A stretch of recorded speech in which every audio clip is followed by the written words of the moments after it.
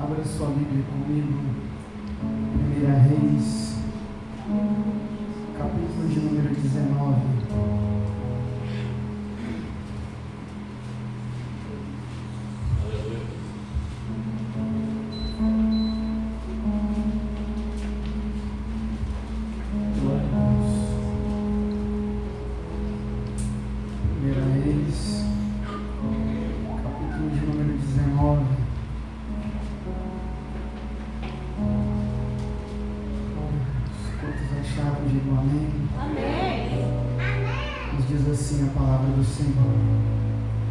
Então o rei Acabe contou a sua esposa Jezabel tudo o que ia realizar a Elias e como passara o fio da espada todos os profetas de Baal. Diante disso, Jezabel mandou um mensageiro a Elias com o seguinte recado: que os deuses me façam sofrer as piores desgraças, se até amanhã a esta hora eu não fizer com a tua vida o que fizeste com os profetas. Assim que Elias recebeu este aviso, fugiu para salvar a sua própria vida.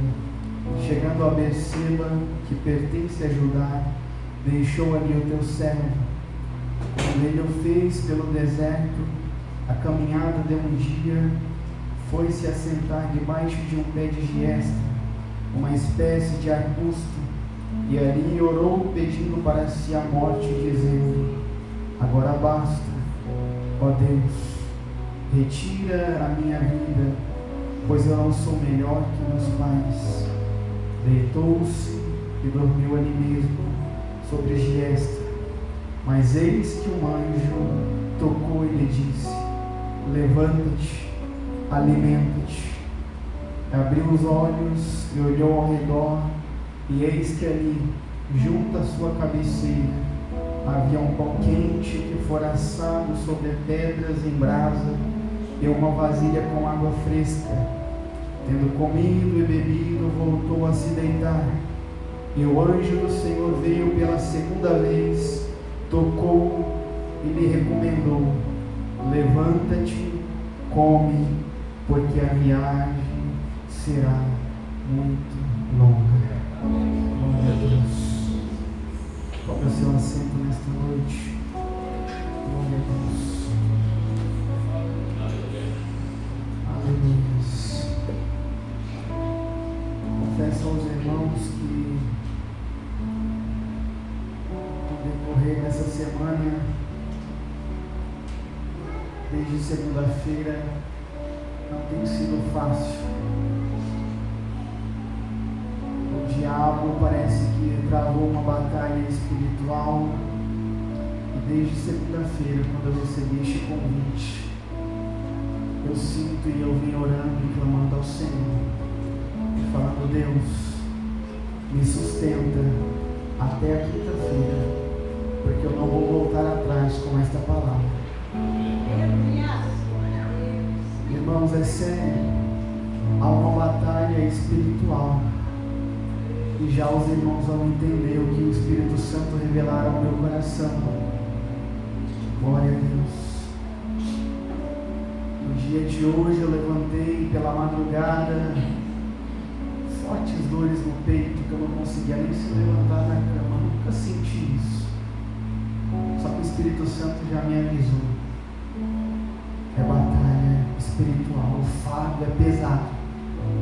Eu estava sentado aqui, enquanto eu não peguei no microfone, agora eu estou aliviado, porque eu estou sustentado pela graça e pela presença de Deus Todo-Poderoso nesta noite. Mas eu pensei em passar o microfone ao pastor, porque eu não iria conseguir. Mas você precisa ouvir esta palavra nesta noite e sair daqui mais uma vez alimentado e saciado. E eu disse ao Senhor: Senhor, se for da tua vontade e do teu querer, o Senhor já falará comigo no decorrer da semana, mas eu necessito de ouvir a tua voz nesta noite. E o hino que a irmã Natália louvou aqui foi a confirmação. Glórias.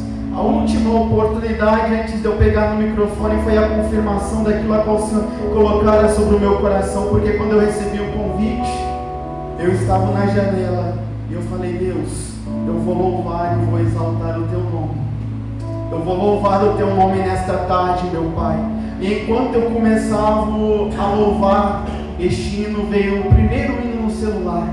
O Espírito Santo confirmava a mensagem. O Espírito Santo testificava no meu coração. Glória a Deus. Aleluia. Vamos entrar na palavra. No capítulo de número 16 do mesmo livro, a Bíblia vai nos dizer que Acabe, ele vai começar a reinar sobre Israel. E quando Acabe começa a reinar, a Bíblia vai dizer que ele fez o que era mal diante dos olhos do Senhor. A Bíblia vai nos dizer no versículo de número 30 que ele fez o que era mal diante dos olhos do Senhor, como algumas atitudes que ainda foram piores dos que os reis que antepassaram antes dele. No versículo de número 31, a Bíblia vai nos dizer que Acabe, ele considerou que não teria qualquer importância cometer os mesmos erros que os seus antepassados. E quando eu comecei a ler este versículo de número 31, o Espírito Santo me fez parar.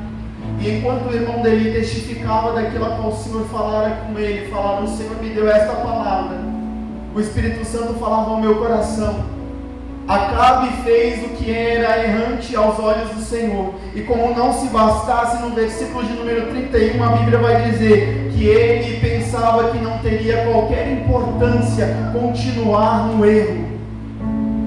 E sabe o que o Senhor ministrava ao meu coração? Que tem muitos dentro da casa do Senhor que continuam dessa mesma forma. Os meus antepassados erraram, eu vou errar também, porque não tem problema. Glórias. Teve alguém que teve coragem de dar glória nesta noite. Glória a Deus. Os meus antepassados erraram, não tem importância alguma eu continuar errando.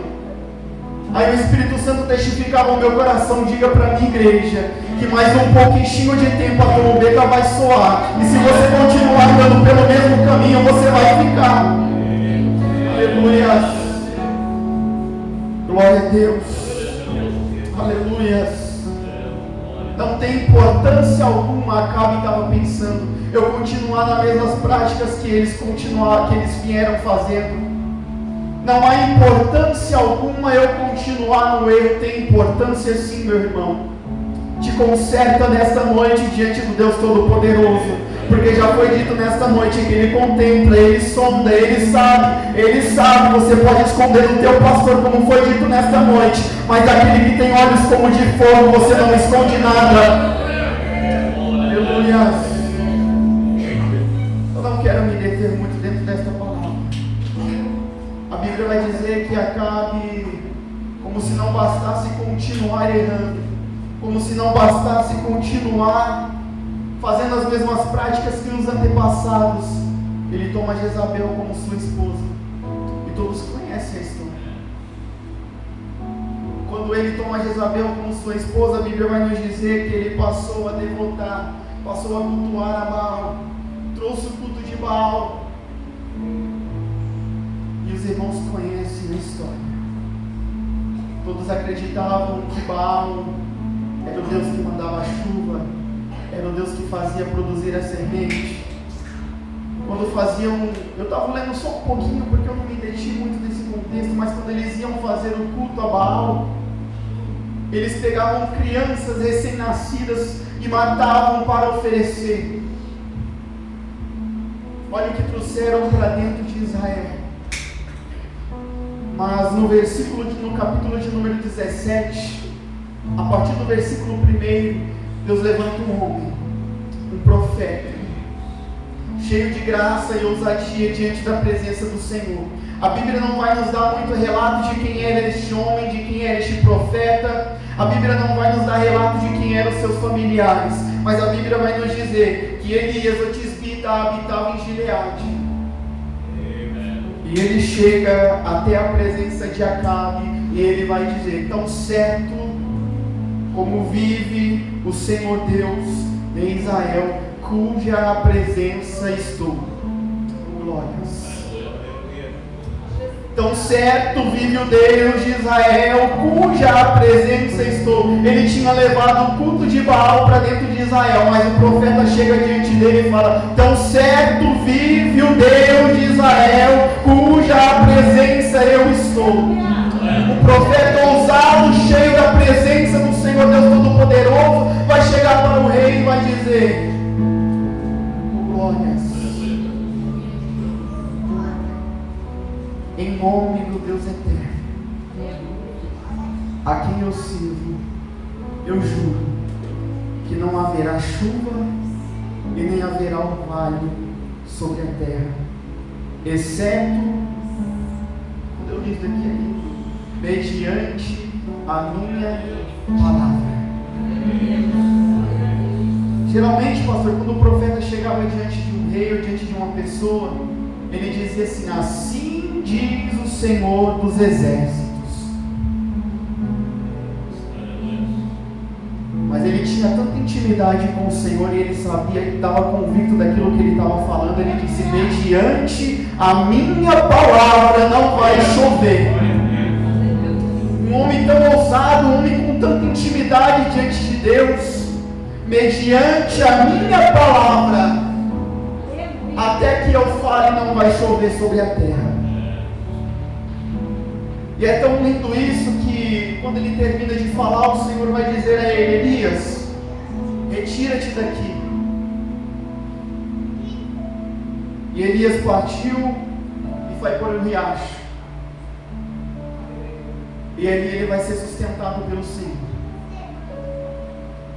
A Bíblia vai nos dizer que pela manhã o Senhor enviava corvos para levar pão e carne para ele. Era do bom e do melhor. Porque quando nós estamos diante da presença do Senhor, não é qualquer coisa que o Senhor vai te mandar. É assim ou não é, missionário, irmã? Quando nós estamos diante da presença do Senhor, é assim ou não é, minha esposa? Nós estamos vivenciando isso dentro de casa. Quando você faz a vontade do Senhor, Ele provê do bom e do melhor, não é qualquer coisa. Quando você anda diante da presença do Senhor, irmão Deus, Ele não vai prover qualquer coisa, é do bom e do melhor.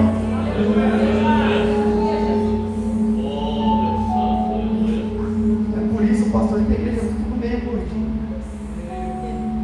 Porque é do bom e do melhor que o Senhor provê. Glória a Deus. Aleluia. Glória a Deus, irmão. Aleluia. É do bom e do melhor quando Ele provê. Quando você está com vontade de algo, você dobra seu joelho e pede: papai, envia lá na tua casa. Desse jeito não é, meu irmão. Mas tem que estar na presença do Senhor. Tem que caminhar lado a lado com o Senhor para que isso aconteça. Aleluia. Pela manhã os corvos traziam pão e carne, e ele bebia a água do riacho. Aí pela noite a mesma coisa. Mas vai chegar um momento em que o riacho vai começar a se secar. Aí é aí que nós vamos pensar: a provisão de Deus acabou. Não. Deus já preparou alguém para te sustentar.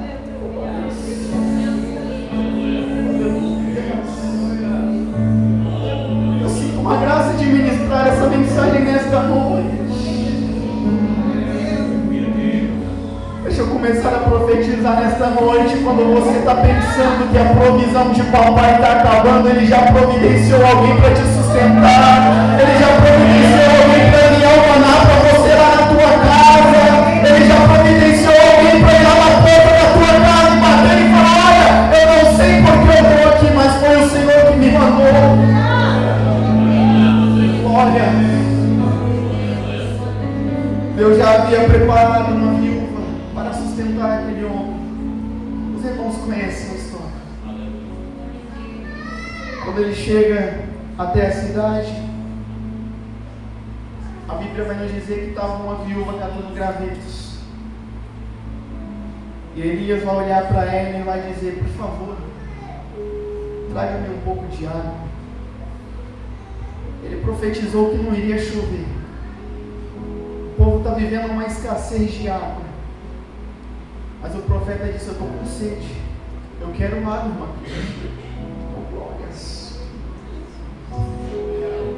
Quando ela estava indo para buscar, ele falei: traga-me um pouco de pão. Traga-me um pedaço de pão. Aí ela vai olhar para ele e vai dizer: olha, tão certo como vive o Senhor teu Deus, juro pelo seu nome que eu não tenho nem um bolo, senão somente um punhado de farinha e um pouquinho de azeite. E eu vim buscar 2 gravetos para que eu vá, faça, e eu e meu filho coma e nós morramos. Mas quando o Senhor manda o sustento, Ele não sustenta só você, Ele sustenta quem Ele está mandando também. Glória a Deus. Aleluia. Aquela mulher ia chegar, ia fazer, ia comer e o sustento ia acabar. Era a última refeição a qual eles iam ter. Mas o profeta chegou dentro daquela casa. E não onde chega um homem temente, uma serva temente, onde que chega um servo do Deus Todo-Poderoso, o ambiente muda, o clima muda, aquilo que estava para acabar começa a multiplicar dentro da casa. Oh, glória a Deus e aleluias. Aí a Bíblia vai nos dizer que ela foi e fez eu para ele comer e multiplicou-se por longos dias. Aí chega um momento em que o filho daquela mulher vai morrer. Aí ela vai chegar até o profeta e vai dizer: olha, o meu filho morreu. O que foi que eu fiz? Que mal que eu te fiz? Homem de Deus, vieste até a minha casa para dizer que eu tenho algum pecado em matar o meu filho? Aí Elias, ele vai rogar e vai dizer: dai-me o teu filho. Tomando o menino nos seus braços, levou para dentro do quarto e ele fez a seguinte oração: ó Deus, meu Deus, até que essa generosa viúva que me hospedaste queres afligir fazendo seu filho morrer? E Elias vai continuar. Então ele se dirigiu, suplicou ao Senhor e disse: ó meu Deus, fazes com que ele volte à vida. E ele deitou sobre o menino e retirou-se, e a Bíblia vai dizer que o menino viveu. Da onde o profeta chega, a multiplicação. Da onde o profeta entra, a vida. Glórias. Mas eu não quero me deter dentro dessa palavra. Versículo de número 18, a Bíblia vai nos dizer que Elias, ele vai chegar diante de Acabe. E ele vai dizer, Acabe vai dizer para Elias: Elias, tu és o mesmo flagelado que tem flagelado a Israel? Aí Elias vai responder a Acabe e vai dizer: não sou eu o responsável por muitos dos seus problemas que assolam a Israel, mas tu e toda a tua família, pois abandonaste os mandamentos do Senhor e ocultastes altares a Baais. Aí todos os irmãos conhecem a história do versículo do capítulo de número 18, na qual tivemos uma campanha aqui que ouvimos várias mensagens explanando este capítulo de número 18. Quando Elias vai olhar para ele e vai dizer: olha, convide o povo para que vá até o Monte Carmelo, chame os profetas para que todos estejam lá presentes, peguem novilhos,